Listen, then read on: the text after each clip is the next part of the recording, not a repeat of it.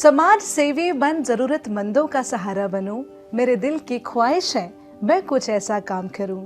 नमस्कार, स्वागत आप सभी का आपके अपने पसंदीदा कार्यक्रम द कंचन नेगी शो में, जिसका उद्देश्य है उत्तराखंड की कला, संस्कृति, साहित्य, शिक्षा, स्वास्थ्य, पर्यटन, इतिहास के साथ साथ प्रख्यात शख्सियतों को आप सभी से रूबरू कराने का। और आज की इस कड़ी में हम आपकी मुलाकात एक ऐसी नारी शक्ति से कराने जा रहे हैं जो कि वर्तमान में UCF यानी उत्तराखंड कोऑपरेटिव फेडरेशन की MD है, लेकिन वे अपने दिल से, जज्बात से एक बहुत बड़ी समाज सेविका भी हैं।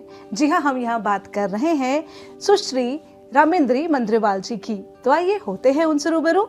नमस्कार मैम। गॉड ब्लेस यू बेटा। द कंचन नेगी शो में आपका हार्दिक स्वागत एवं अभिनंदन। बहुत बहुत शुक्रिया। Thank you so much, it's my pleasure. Ma'am, पूछना चाहेंगे आपसे कि सरकारी नौकरी होने के बावजूद जो आप समाज सेवा करती हैं, तो वो आप कैसे मैनेज कर पाती हैं और क्या आपके अंदर से ये आया कि आपको समाज सेवा करनी चाहिए? देखिए, जो सरकारी नौकरी है वो तो ही है, वो तो पार्ट ऑफ एक है लाइफ का जी। लेकिन जिसको आप समाज सेवा कहते हैं, that is a passion of my life. और एक बचपन से शायद ऐसे परिवार में, ऐसे परिवेश में पैदा भी हुए कि हमने अपने फादर को, अपनी माँ को हमेशा सबके लिए जीते हुए देखा। तो वी ग्रू लाइक दैट। तो समाज सेवा या दूसरों के दुख में एम्पैथी होना, उनको एहसास करना, वो बचपन से कहीं आया। तो अब वो मेरे जीवन का एक हिस्सा है। It is a part of my life. और वैसा अगर मैं ना जीऊँ तो मैं जीऊँगी भी नहीं।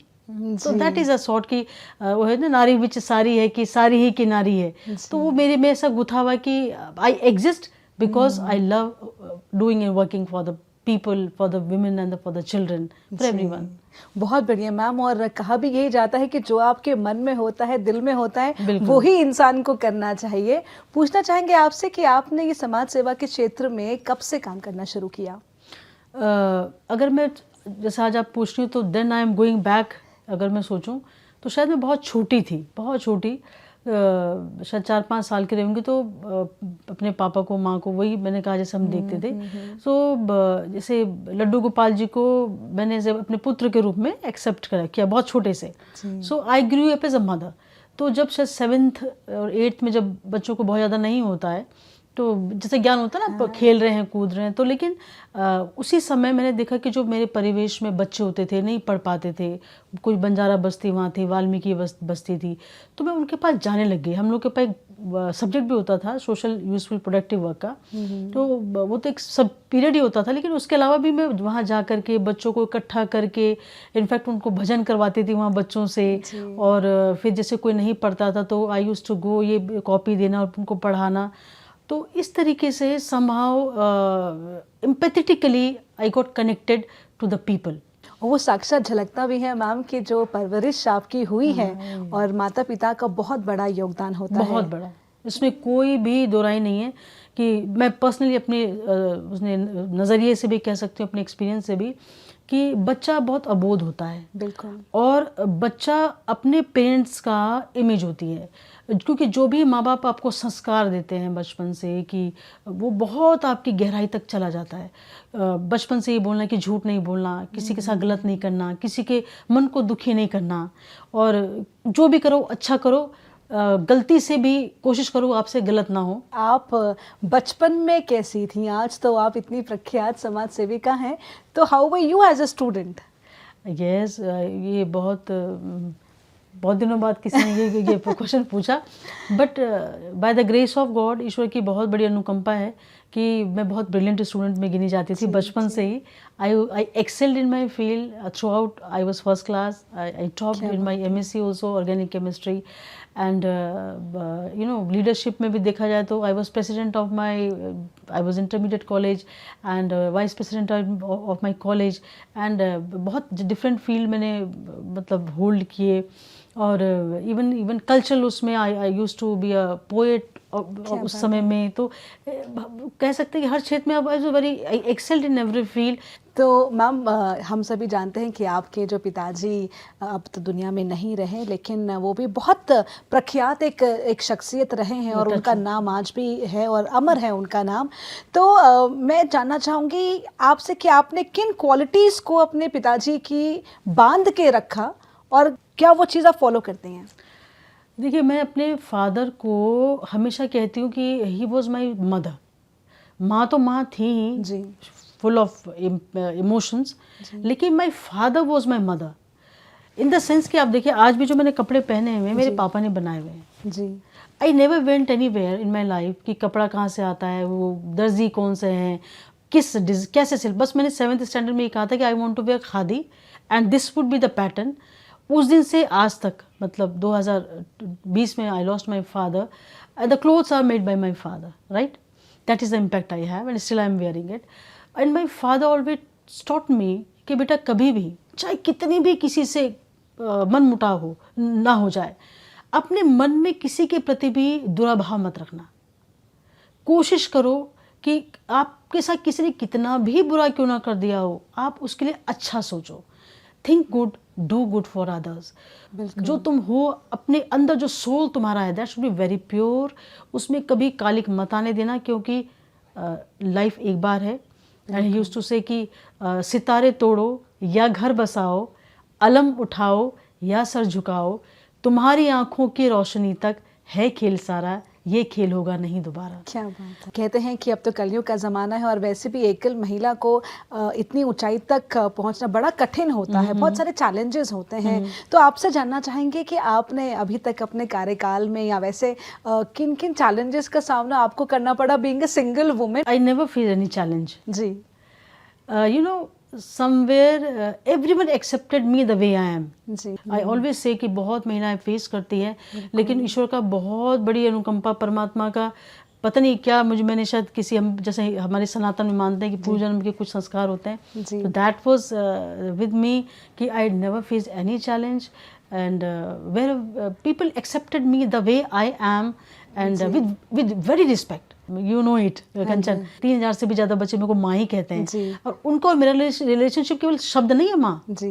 इट मीन जी। कईयों की मैं नानी हूँ, कईयों की दादी हूँ। सो उसमें ना दो शेयरिंग होती है, इट्स वेरी पर्सनल वन, क्योंकि हर व्यक्ति का अपना प्रॉब्लम है, हर व्यक्ति की अपनी पास्ट है, प्रेजेंट है। सो वो मेरे पे डाइवर्ज करना, उसको बोलना, और ये आई फील कि ईश्वर तो ऐसा ही रखना और ये बनाए रखना, कि गिव मी दैट करेज कि वो हर एक की जो अपनी अपनी निजता है वो मैं उसको बनाए रखूं। तो हमने आपको जितना भी देखा है, इतने सालों से जाना है आपको, तो ये देखा है कि चाहे वो पशु हो बेजुबान, चाहे वो कोई ज़रूरतमंद हो, बेसहारा हो, तो आपका सहारा हमेशा रहता है उनके लिए। Sweet Kanchan, I am so thankful to God कि, क्योंकि आई बिलीव यू नो, मेरे लिए ईश्वर, आप लोग सब अभी बैठे हैं ना, you are a form of a God for me.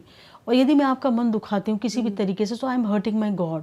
So for me God is every life in front of me. So मतलब अनजाने में किसी से, किसी के लिए कुछ हो जाए तो मैं नहीं कह सकती, बट होशो हवास में I never try even in my wildest dream कि किसी को हर्ट करूँ।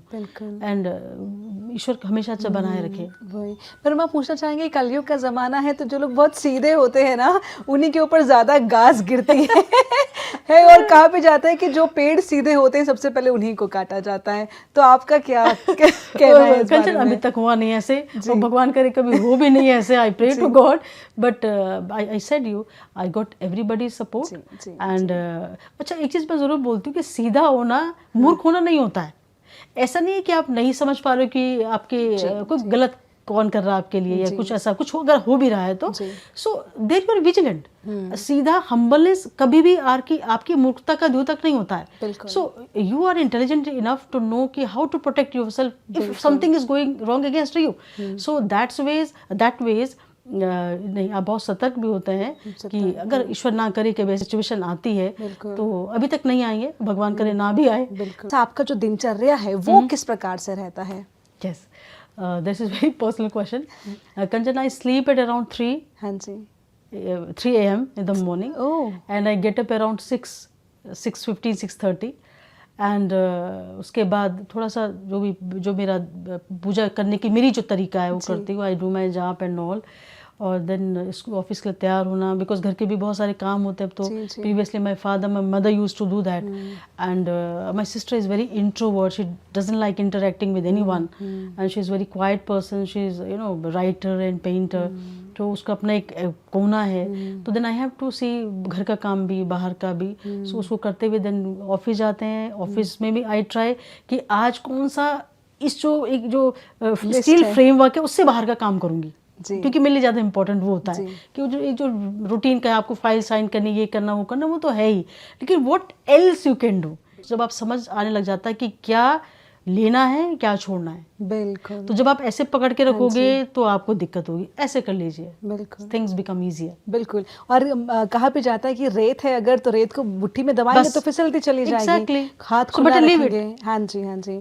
और आप एज अ काउंसलर की भी बहुत अच्छी भूमिका निभाती हैं. और आप महिला आयोग में भी जब आप थी, महिला सशक्तिकरण बाल विकास विभाग में आप रही, और तो हमने देखा कि आप काफ़ी एक बहुत ही सुलझे हुए तरीके से, थैंक यू जो बड़े बड़े मुद्दे भी होते हैं आपके बात करने से ही सॉल्व हो जाते हैं. So sweet, thank you so much.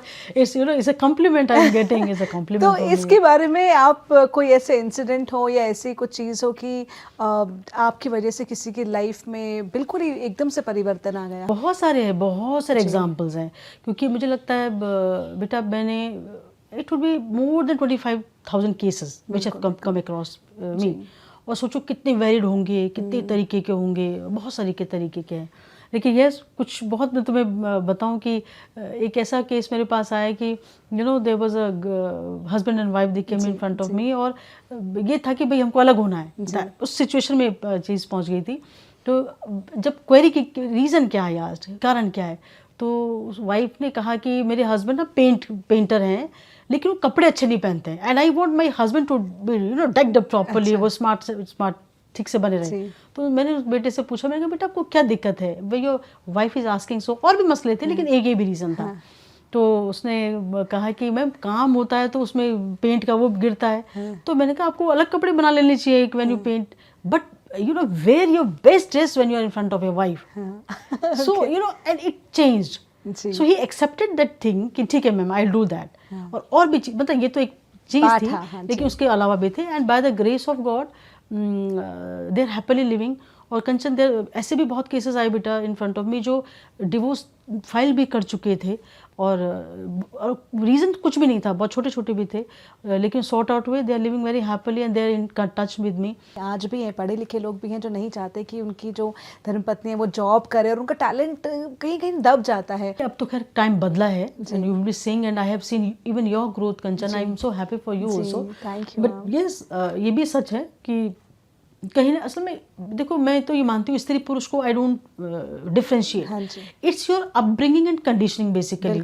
And बहुत कम लोग होते हैं जो दूसरे की ग्रोथ को देख पाते हैं, दूसरे की ग्रोथ से खुश हो पाते हैं, वो चाहे स्त्री हो चाहे पुरुष हो. But I always suggest, I always convey to women कि आप हमेशा, वुमेन और मेन, आई ऑलवेज से कि try to excel in every field and be the best version of yourself. Sky is the limit. देखिए, इस आकाश में हर व्यक्ति के लिए स्थान है. आपको लगता है कि ये बढ़ गया, मैं कैसे बढ़ूंगी, मेरे तो कोई है ही नहीं. हर व्यक्ति के लिए बढ़ने के लिए अवसर हैं. Only you have to crack. आपको आ गया ना, you have to crack the opportunities are there in front of you. अगर आपको खाना अच्छा बनाना आता, गो अहेड विद दैट खाना. अगर आपको पेंटिंग अच्छी आती है, गो अहेड विद दैट. अगर आपको कढ़ाई अच्छी आती है, गो अहेड विद दैट. लेकिन अपने पैशन को हैम्पर ना हो करके उसको जोड़िए किसी न किसी की, मैं फाइनेंशियली कैसे मैं इंडिपेंडेंट हो पाऊँ. क्योंकि एक ज़रूर मैं बच्चों, हमेशा महिलाओं को बोलती हूँ कि फाइनेंशियली इंडिपेंडेंट होना इनएविटेबल है. ज़रूरी नहीं, अनअवॉइडेबल है, आपको होना ही होना चाहिए. और बहुत तरीके हैं, बहुत ऐसे मैंने कई तो देखा, ई रिक्शा चलाते हुए I have seen women and I feel so happy. ठेला लगाते हैं, अब तो ट्रक ड्राइवर हैं, there are so many things.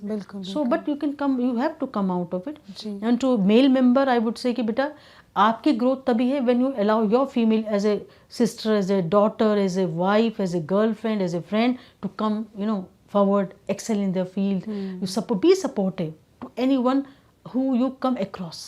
Ma'am, यदि आपसे पूछा जाए कि कुछ अब अगर हमारे समाज में चेंज कर पाएँ तो वो क्या चीज़ होगी?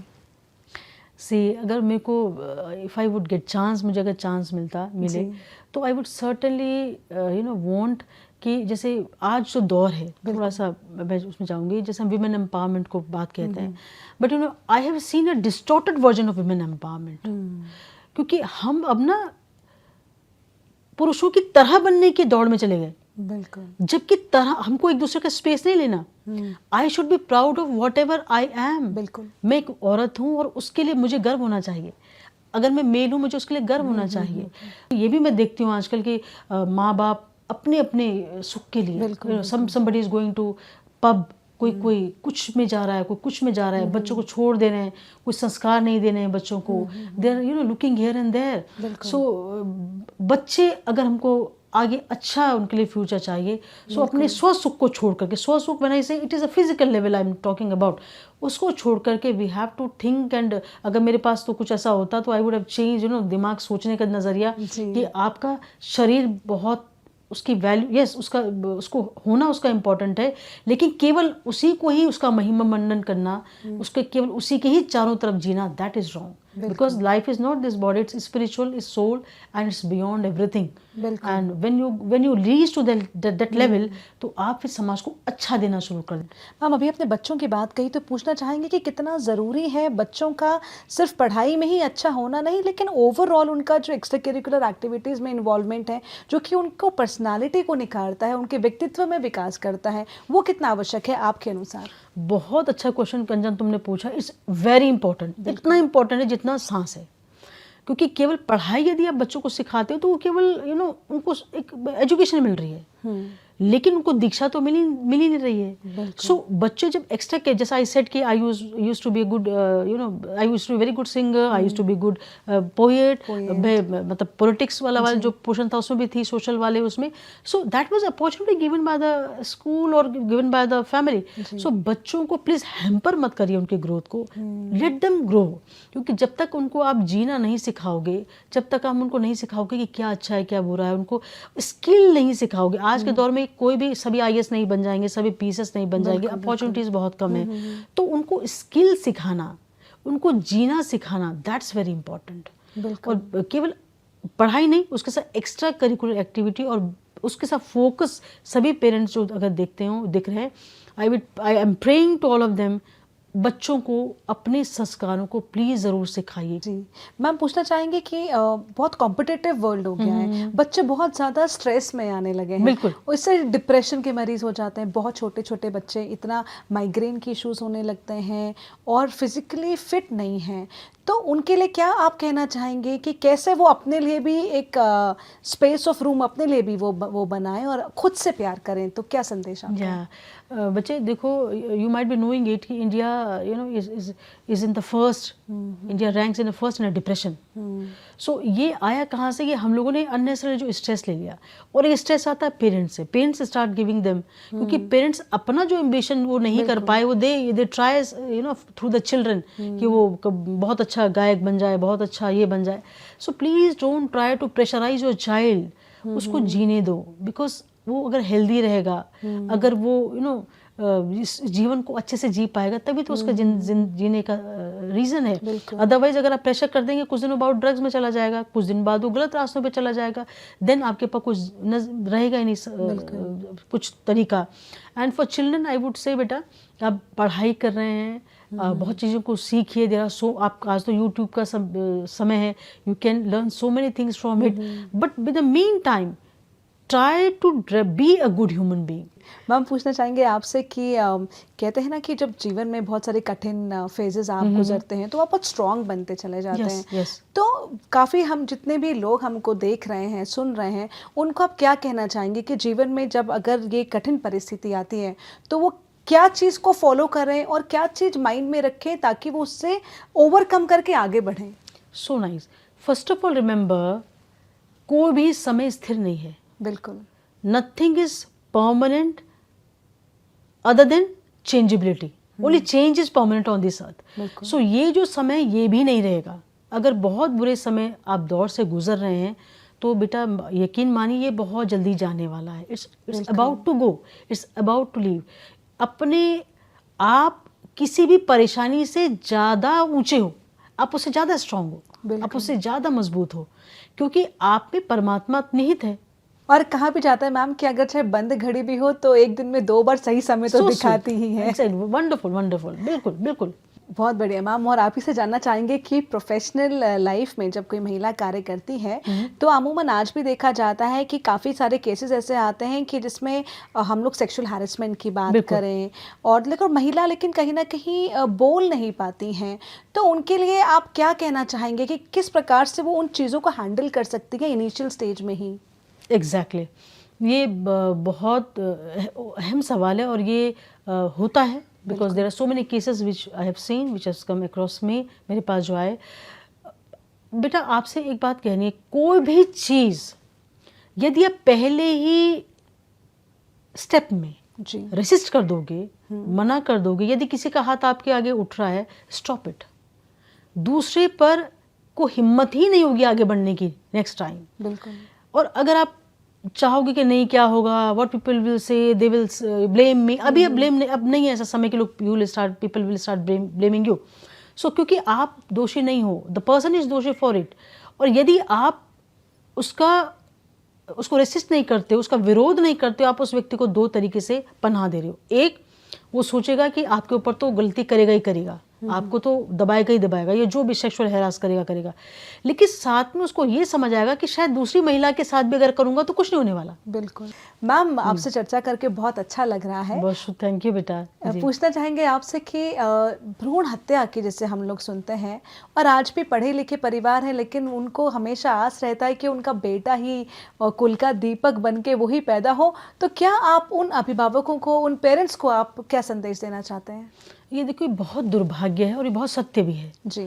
और मैंने बहुत करीब से इस चीज़ को देखा है। मैं भी इसको उदाहरण नहीं दे पाऊंगी क्योंकि मेरे बहुत करीबी हैं कई लोग कि जो ये चाहते हैं कि उनको बेटा ही हो। बिल्कुल। बेटी है तो वो संतान है लेकिन वो संतान में काउंट नहीं होगी। बहुत बदलाव के बाद भी वो जो कहीं ना कहीं दिमाग में जो घुसा हुआ है, वो हमारी जो अपब्रिंगिंग है ये है। लेकिन मैं सब पेरेंट्स को ये कहना चाहूँगी, आप अपने एक्सपीरियंस से देखिएगा। जो खास में माँ, जो मदर्स हैं, मैं उनसे कहूँगी, इवन जो बच्चों के पेरेंट्स होते हैं, कि आपके यहाँ आपकी बहन ज़्यादा माँ बाप को केयर करती है या आप करते हैं? बेटी हमेशा जीवन भर अपने माँ बाप के लिए ही जीती है। बिल्कुल। वो चाहे शादी होकर चली भी जाएगी लेकिन वो हमेशा कि पेरेंट्स ने खाया होगा या नहीं खाया होगा, कहाँ होंगे, एक कॉल में वो कहीं भी अमेरिका भी होगी तो ट्राई करेगी कि आ जाएगी। इन कंपैरिजन आप बेटा देखेगा तो आप में वो जो भावात्मक भाव है वो आपको नहीं मिलेगा, क्योंकि परमात्मा ने महिला को, बेटी को उस भावनाओं के साथ ही भेजा, उस वात्सल्य भाव के साथ बेटी ही आ सकती है। मैं 4 लाइन आपके सामने बोलूँगी बेटा। करो अंकुरित स्वच्छ आचरण, बिल्कुल। लोक अर्थ की चीज बनो तुम, वृक्ष बनोगे सहसा कैसे, पहले कोई बीज बनो तुम। क्या बात सो है। चारित्रिक बल दुनिया का सबसे बड़ा बल होता है। जी। यदि आपके पास चारित्रिक बल है तो आप सारे के सारे संघर्षों को पार कर जाओगे। क्या बात है मैम, क्या बात है। तो मैम आपसे भेंट वार्ता करके बहुत अच्छा लगा, बहुत कुछ सीखने को मिला और मुझे उम्मीद है कि हमारे दर्शकों को भी हमारा ये वाला एपिसोड भी बेहद पसंद आया होगा। चलते चलते कहना चाहूँगी कि मंजिलें क्या है, रास्ता क्या है, यदि हो हौसला तो फासला क्या है। और इन्हीं पंक्तियों के साथ और इस उम्मीद के साथ कि द कंचन नेगी शो की टीम फिर हाजिर होगी अगले शनिवार रात 9 बजे सिर्फ दूरदर्शन उत्तराखंड पर। आप फिलहाल हमारे आज के मेहमान सुश्री रामिंद्री मंद्रवाल जी को और मुझे डॉक्टर कंचन नेगी को दीजिए इजाजत। नमस्कार।